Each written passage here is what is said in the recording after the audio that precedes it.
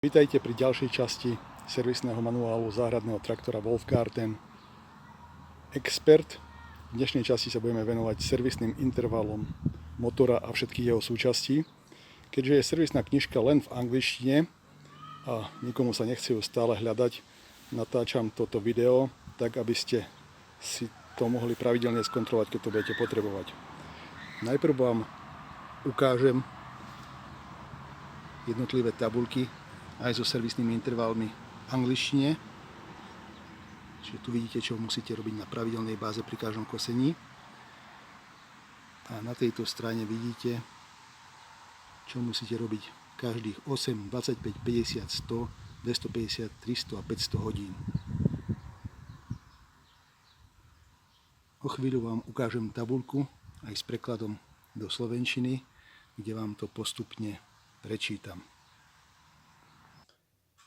Teraz si prejdeme servisné intervaly k motoru záhradného traktoru Wolfgarten Expert.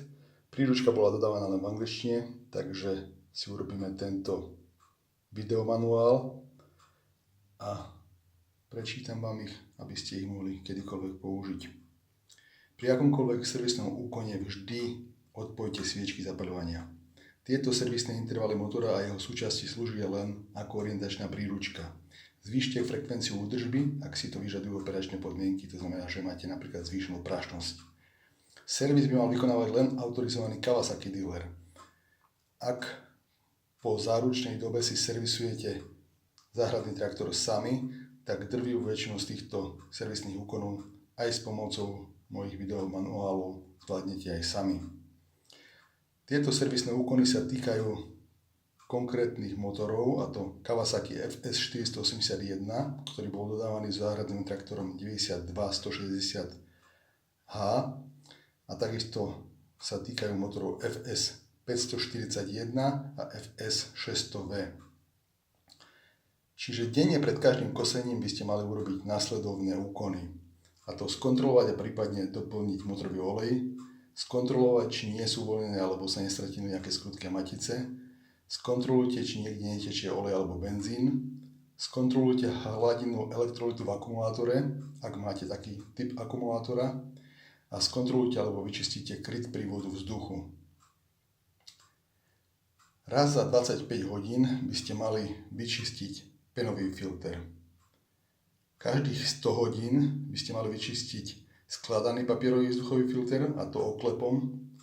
Aj keď to výrobca neodporúča, tak väčšinou to ľudia robia aj kompresorom. Takisto odstránite prach a špinu z vonkajšej strany valcov.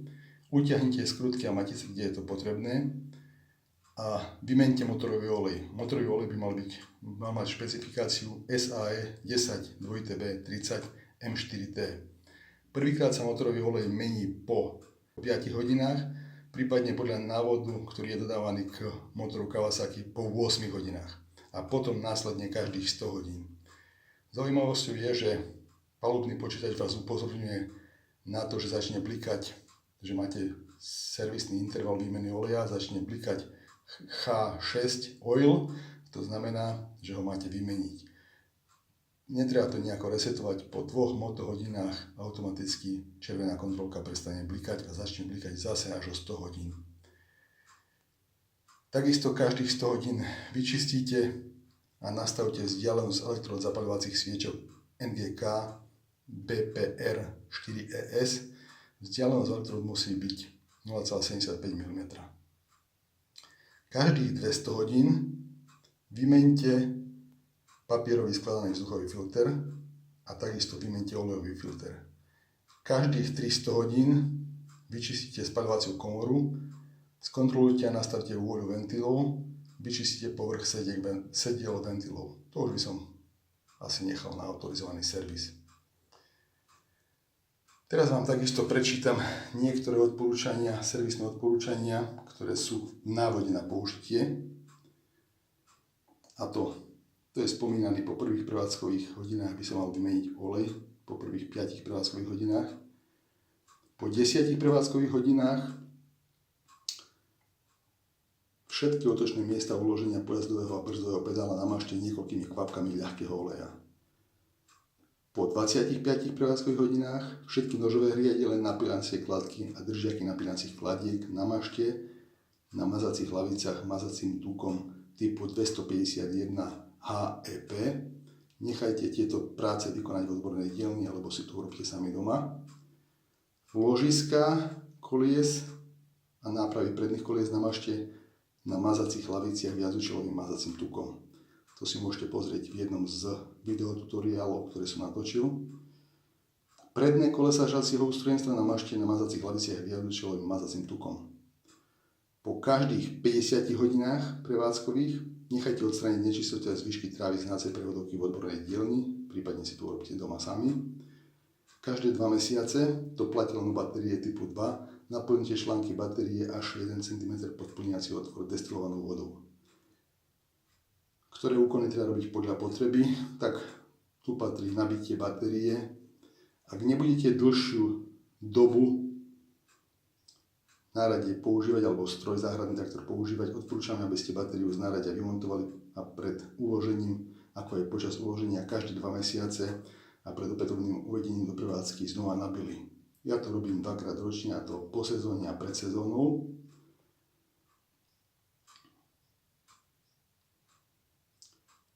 Upozornenie, dbajte na upozornenia v návode na obsluhu vašej nabíjačky batérie.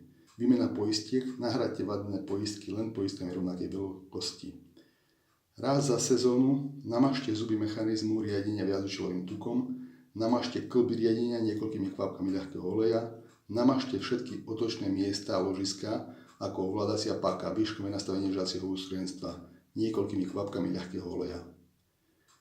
Vyčistite zapaľovaciu sviečku a nastavte vzdialenosť elektrod, alebo zapaľovaciu sviečku vymente, pozrite si príručku motora.